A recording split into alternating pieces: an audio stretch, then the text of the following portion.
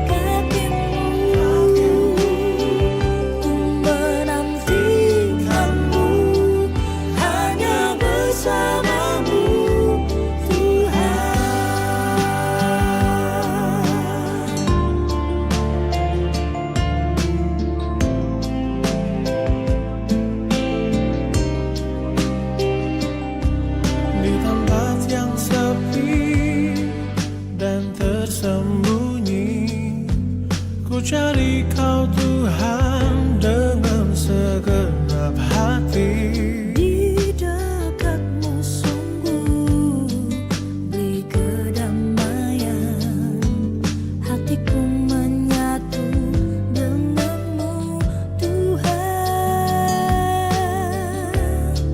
Ku selalu rindu berbagi rasa. Hanya bersamamu ku sejahtera.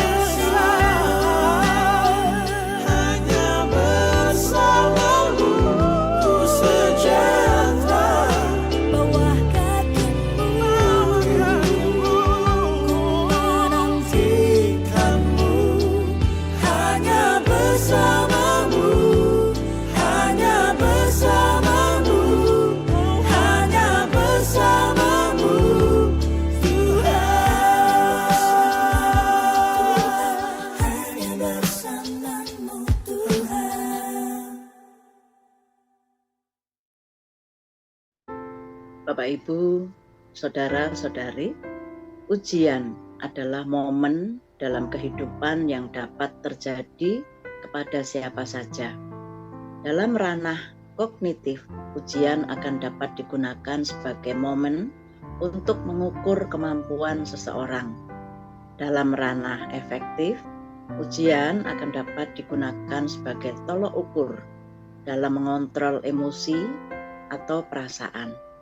Dalam ranah psikomotorik, ujian akan dapat mengukur niat, minat, semangat, atau juga daya juang seseorang.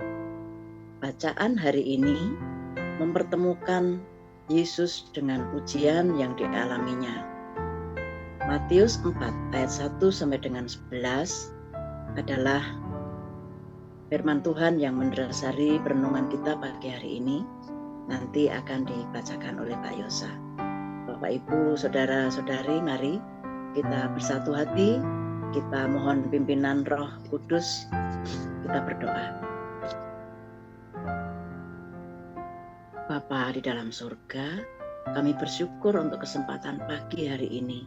Kami bersyukur untuk hari yang baru, kami bersyukur untuk kekuatan yang baru yang Tuhan beri bagi setiap kami. Tuhan, pagi hari ini kami akan membaca dan merenungkan firman-Mu. Biarlah Tuhan tuntun, Tuhan pimpin setiap kami. Tuhan berkati agar kami boleh mengerti, memahami, bahkan kami juga dimampukan untuk melakukan dalam hidup kami hari lepas hari. Terima kasih Bapa. Dalam nama Tuhan Yesus kami berdoa. Amin. Mari Bapak Ibu kita membaca Matius 4 ayat 1 sampai dengan 11. Pencobaan di padang gurun. Maka Yesus dibawa oleh Roh ke padang gurun untuk dicobai iblis.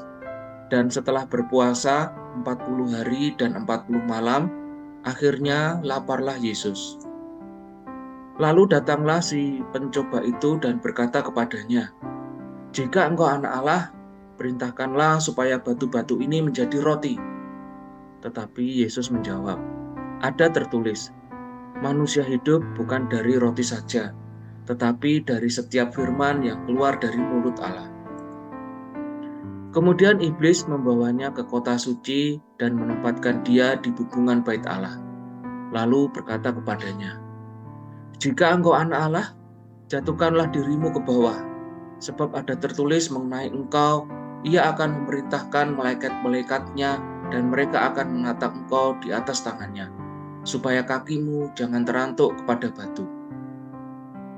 Yesus berkata kepadanya, "Ada pula tertulis, janganlah engkau mencobai Tuhan Allahmu." Dan iblis membawanya pula ke atas gunung yang sangat tinggi dan memperlihatkan kepadanya semua kerajaan dunia dengan kemegahannya, dan berkata kepadanya, "Semua itu akan kuberikan kepadamu jika engkau sujud menyembah aku." Maka berkatalah Yesus kepadanya, "Enyahlah iblis, sebab ada tertulis, engkau harus menyembah Tuhan Allahmu dan hanya kepada Dia sajalah engkau berbakti." Lalu iblis meninggalkan dia dan lihatlah malaikat-malaikat datang melayani Yesus. Demikian firman Tuhan. Terima kasih Pak Yosa. Bapak Ibu dan saudara-saudari, ujian di padang gurun merupakan sebuah kelanjutan dari peristiwa baptisan yang baru saja dialami oleh Yesus. Injil Matius mencatat bahwa peristiwa Yesus dibawa ke padang gurun memang terjadi setelah peristiwa baptisan, yang menunjukkan bahwa ketika Yesus menerima baptisan dan pengakuan sebagai anak Allah, maka sesungguhnya itulah momen-momen karya pelayanan Yesus menjadi semakin nyata. Rupanya, untuk menyatakan karya keselamatan dari Allah bagi dunia, Yesus pun harus menghadapi ujian seperti layaknya manusia lainnya yang mengalami ujian dalam kehidupannya. Selain itu, ketaatan adalah kunci keberhasilan Yesus menghadapi ujian dari iblis. Beberapa ahli mencatat bahwa pencobaan yang dialami oleh Yesus adalah upaya untuk menjauhkan Yesus dari jalan ketaatan yang sempurna kepada kehendak Allah. Akan tetapi Yesus menunjukkan pribadinya yang selalu tunduk kepada Allah. Frasa dalam tanda kutip ada tertulis yang kemudian dilanjutkan dengan bunyi, firman Tuhan menjelaskan bahwa Yesus sungguh-sungguh patuh dan tunduk pada firman, sekaligus menunjukkan kemelekatan firman itu dalam dirinya. Berbagai pencobaan atau ujian yang saat itu dialami oleh Yesus juga menunjukkan bahwa sekalipun ada jaminan keselamatan di dalam diri pribadi Yesus Kristus, tetapi dia tidak menggunakan jaminan itu dengan sembarangan. Jika kita memperhatikan pencobaan kedua di bait Allah, maka Yesus menyuruh iblis untuk tidak mencobai Tuhan. Artinya, Yesus kembali memperlihatkan bahwa Yesus tidak semena-mena dalam menjalani hidupnya. Yesus jauh dari keinginan untuk menjadi populer, bahkan jauh dari keinginan untuk menguasai kerajaan dunia seperti yang ditawarkan iblis, sehingga Yesus tidak menjadi jatuh ke dalam berbagai pencobaan. Mari Bapak, Ibu, dan Saudara kita merenungkan. Melalui bacaan ini, setidaknya kita dapat menemukan 3 hal yang dapat kita terapkan dalam kehidupan kita, sekaligus mensyukuri bahwa Yesus adalah teladan kita ketika kita tengah menghadapi pencobaan di dalam hidup kita. 1. Kehidupan orang beriman tidak akan jauh dari cobaan atau ujian. Bahkan akan selalu ada upaya yang ingin menjatuhkan kehidupan orang beriman. Sebagai orang yang beriman teguh kepada Tuhan, maka kita diajak untuk dapat menjawab setiap pencobaan itu dengan mendasari hidup kita semakin kuat di dalam kuasa Tuhan. Yang kedua, kita diajak untuk menjaga hidup kita. Kita sadar bahwa kita bukanlah manusia yang sempurna imannya, tetapi Yesus selalu menyertai kita agar kita tidak hidup secara sembarangan. Kita dimampukan untuk menjaga perilaku kita dengan cara selalu patuh pada apapun yang sudah Tuhan perintahkan bagi kita. Kemudian yang ketiga, Yesus memberikan kita teladan untuk kita dapat selalu melekat dengan firman-Nya. Ketika kita mengenal dan memahami firman-Nya, maka kita memiliki tuntunan di dalam kehidupan kita. Sehingga firman itulah yang juga menjadikan dan membentuk kita menjadi orang-orang yang tangguh dan kuat menghadapi berbagai ujian atau pencobaan hidup. Bapak, Ibu, dan Saudara, mari kita berdoa.